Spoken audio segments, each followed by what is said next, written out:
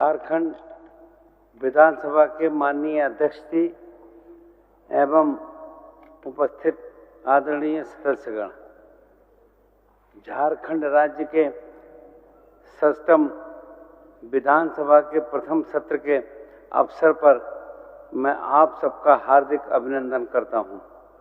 विधानसभा चुनाव 2024 में नवनिर्वाचित विधानसभा सदस्य के रूप में आपका कार्यकाल वर्ष के अंतिम महीने से प्रारंभ हो रहा है।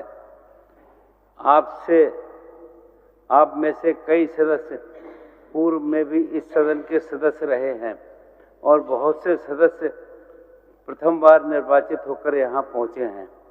इस प्रकार इस सदन में अनुभवी तथा नए सदस्यों का समागम हुआ है। सबको मिलकर जनादेश का सम्मान करते हुए जन भावनाएं और जन आकांक्षाओं के अनुरूप कार्य करना है।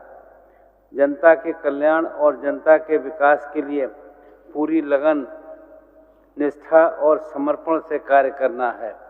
झारखंड विधानसभा की आदर्श परंपराओं और कीर्ति को आप सबको मिलकर आगे बढ़ाना है। इसके लिए आप सभी को मेरी हार्दिक शुभकामनाएं। केंद्र और राज्य के परस्पर सहयोग से ही राज्य की जनता का चहुमुखी विकास संभव है। इस अवधारणा के लिए हम सब पक्षधर हैं। हमारी सरकार संघीय ढांचे की स्वस्थ परंपराओं को आगे बढ़ाने का काम करेगी तथा भारत की गरिमामय विरासत का सम्मान करते हुए कल्याणकारी राज्य की परिकल्पना के अनुरूप जनहित के व्यापक कार्य करेगी। झारखंड विधानसभा के वेश में भावी झारखंड के उदात्त परंपराओं की नींव रखे जाने का ये अविस्मरणीय पल है। मुझे विश्वास है कि ये विधानसभा आप सभी के माध्यम से राज्य के सर्वांगीण विकास के लिए गरिमामय और गौरवपूर्ण चर्चाओं का साक्षी बनेगा। ये सदन अपने विधायी कार्यों से झारखंड राज्य को प्रगति के शिखर तक ले जाएगा। लोकतंत्र में जनप्रतिनिधि जन आकांक्षाएं की अभिव्यक्ति के प्रतीक होते हैं। 67 विधानसभा के शांतिपूर्ण चुनाव प्रक्रिया की समाप्ति के बाद राज्य में एक मजबूत एवं स्थिर सरकार के गठन का जनादेश जनता को दिया है।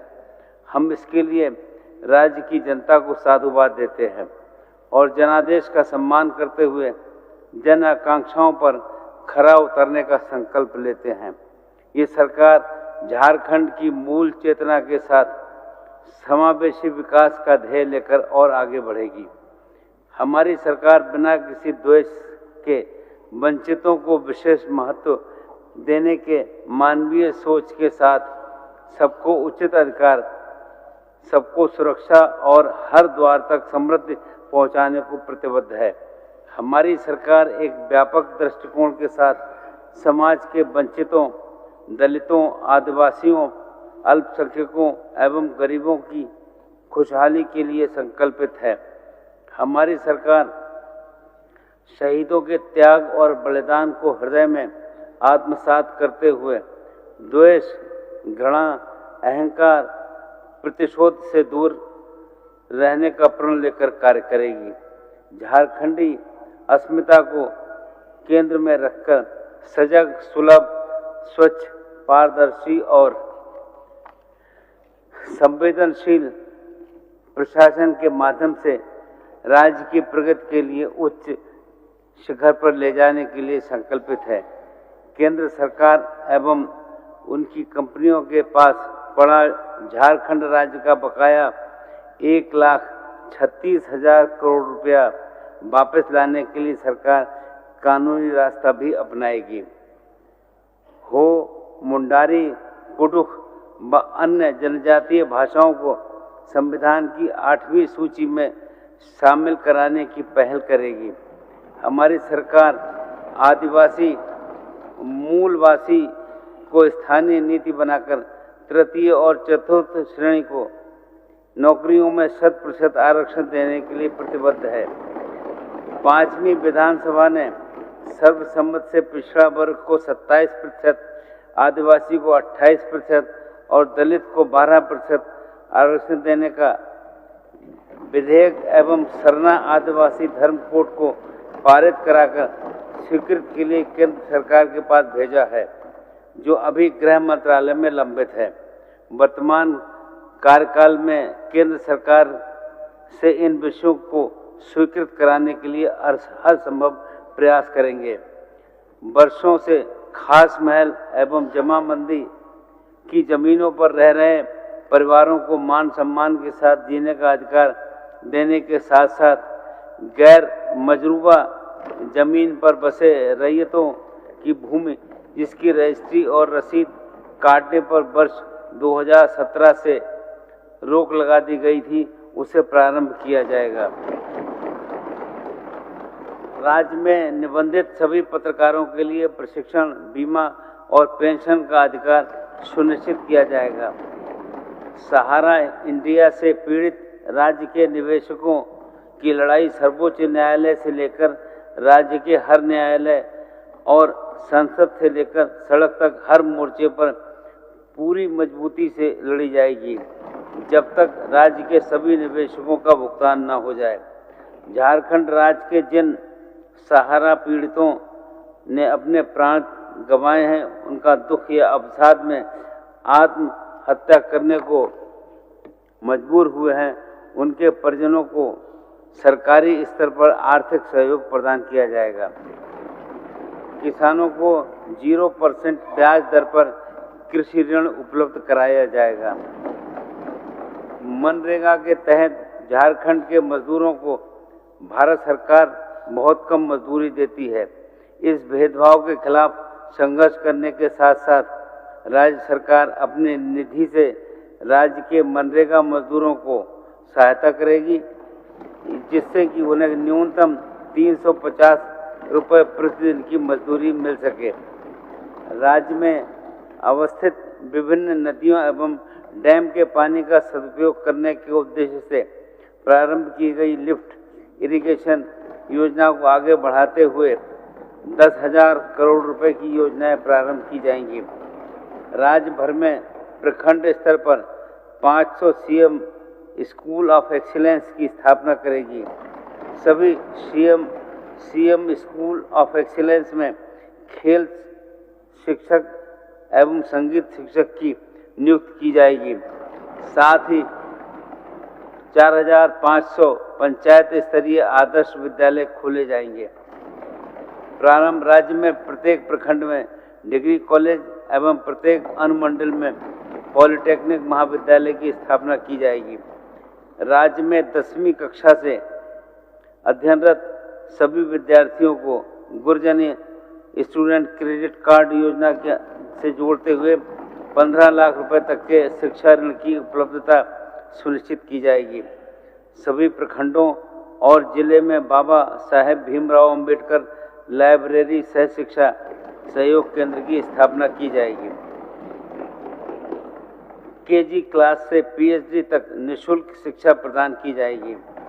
मुख्यमंत्री रोजगार सृजन योजना के तहत 50 लाख तक का ऋण उपलब्ध कराया जाएगा।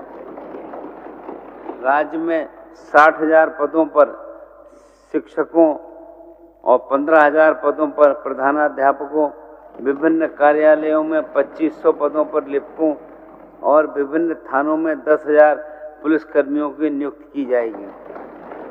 क्षेत्रीय एवं जनजातीय भाषाओं को सुदृढ़ करने के उद्देश्य से 10,000 पदों पर भाषा शिक्षकों की नियुक्ति की जाएगी। राज्य में मदरसा बोर्ड का गठन किया जाएगा। राज्य में अल्पसंख्यक कल्याण बोर्ड एवं उर्दू एकेडमी का गठन किया जाएगा। राज्य सरकार की सभी नियुक्तियों में महिलाओं के लिए 33% पद आरक्षित किए जाएंगे। राज्य की सभी महिलाओं को मैया सम्मान योजना के तहत सम्मान राशि के रूप में 2,500-2,500 रुपया हर महीने दिए जाएंगे। आंगनबाड़ी सेविका, आंगनबाड़ी सहायिका, रसोइया, पोषण सखी, स्वास्थ्य सहिया, जल सहिया आदि के मानदेय में हमारी सरकार ने सम्मानजनक वृद्धि की है। इस कार्यकाल में इनके मानदेय में अन्य कर्मियों के अनुरूप वार्षिक वृद्धि भी की जाएगी। राज्य में स्वयं सहायता समूहों से जुड़ी सखी मंडल की महिलाओं को 15,000 करोड़ रुपए का क्रेडिट लिंकेज उपलब्ध कराते हुए स्वरोजगार के अवसर उपलब्ध कराए जाएंगे। सक्रिय महिला समन्वयक, कार्यक्रम पदाधिकारी आदि जेएस, एलपीएस से जुड़ी सभी कर्मियों के मानदेय में अन्य कर्मियों के अनुरूप वृद्धि की जाएगी। प्रत्येक ग्राम संगठन को 0% ब्याज दर पर 15 लाख रुपए का क्रेडिट लिंकेज उपलब्ध करवाया जाएगा। राज्य के सभी जरूरतमंद परिवारों को 15 लाख रुपए के अबुआ स्वास्थ्य सुरक्षा योजना से जोड़ा जाएगा। राज्य के सभी गरीब व्यक्तियों को प्रति महीने 7 किलोग्राम चावल एवं 2 किलोग्राम दाल उपलब्ध कराई जाएगी। अबुआ आवास योजना के तहत 25 लाख से अधिक गरीब परिवारों को सुविधा युक्त 3 कमरों का सुंदर आवास चरणबद्ध तरीके से उपलब्ध कराया जाएगा। आंगनबाड़ी केंद्रों और विद्यालयों के मध्याह्न भोजन में सभी बच्चों को प्रतिदिन अंडा या फल दिया जाएगा। रांची सहित राज्य के अन्य शहरों में वर्षों पूर्व बनाए गए घरों के नक्शे का नियमितीकरण किया जाएगा। वन विभाग के अंतर्गत इको टूरिज्म डेवलपमेंट कॉरपोरेशन का निर्माण करते हुए राज्य के वन क्षेत्र के पर्यटकों के लिए आवश्यक अवसंरचनाओं का निर्माण कर उनका संचालन किया जाएगा। राज्य कर्मियों के पुराने पेंशन को सुरक्षित रखते हुए उन्हें एनपीएस खाते में जमा राशि को केंद्र सरकार से वापस लाने हेतु कदम उठाए जाएंगे। राष्ट्रीय एवं अंतर्राष्ट्रीय स्तर की प्रतियोगिताओं में मेडल प्राप्त करने वाले खिलाड़ियों की सरकारी पदों पर सीधी नियुक्ति की जाएगी। राज्य के सभी जिला मुख्यालयों में बहुउद्देशीय स्टेडियम सह खेल प्रशिक्षण केंद्र के निर्माण के साथ साथ प्रत्येक मंडल में एक स्पोर्ट्स सेंटर ऑफ एक्सीलेंस का निर्माण किया जाएगा। राज्य में फुटबॉल, हॉकी एवं तीरंदाजी जैसे खेलों में उपलब्ध प्रतिभाशाली खिलाड़ियों के क्षमता विकास के लिए 3 बहुउद्देशीय प्रशिक्षण संस्थानों का निर्माण किया जाएगा। राज्य में एक स्पोर्ट्स यूनिवर्सिटी की स्थापना की जाएगी। मुझे पूरा यकीन है कि सष्टम विधानसभा के सभी सत्र अपनी अभिव्यक्ति, कार्यों, विधायी दायित्वों और उच्च आदर्शों के निर्वहन में पूरे देश के सामने लोकतंत्र के मर्यादा पथ का अनुकरणीय आदर्श प्रस्तुत करेंगे। अंत में मैं पुनः आप सभी निर्वाचित सदस्यों को बधाई देता हूं और आशा करता हूं कि सब साथ मिलकर नए झारखंड के निर्माण में अपनी सक्रिय भागीदारी और जिम्मेदारी का निर्वहन करते हुए एक सुखी, समृद्ध एवं उन्नत झारखंड के निर्माण के लिए पूरी निष्ठा से कार्य करेंगे। धन्यवाद।